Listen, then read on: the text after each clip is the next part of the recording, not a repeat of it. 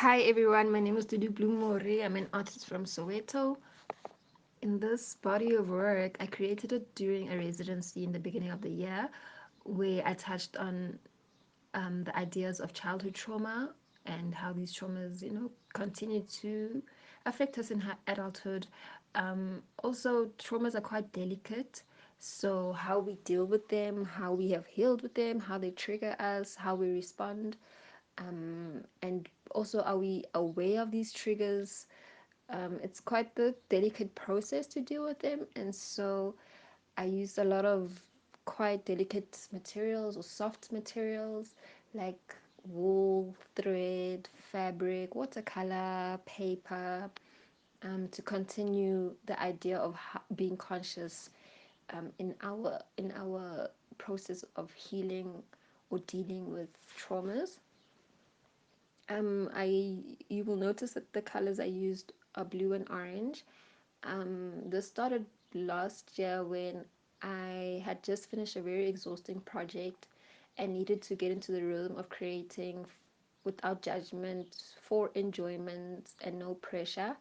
And so I just found myself using blue and orange all the time, and I eventually realized that on the days or the moments when I was the most confident, the most happiest, the most excited, I'd use the color orange. And on the days where it was the opposite, when I was feeling more down or sad or very frustrated, I'd use the color blue.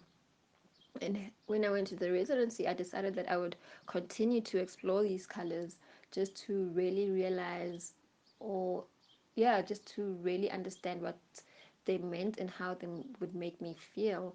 And yeah, it was quite the balanced feeling at the end of it. And yes, I I am glad that this body of work has is now moving into labyrinth, because um, we are in a state of a maze and not knowing what's happening, where we're going, back or front.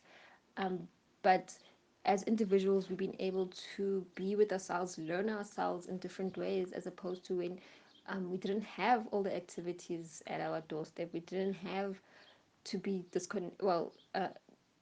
we didn't have to be distanced from people, and yeah, definitely have to had to learn to be with ourselves.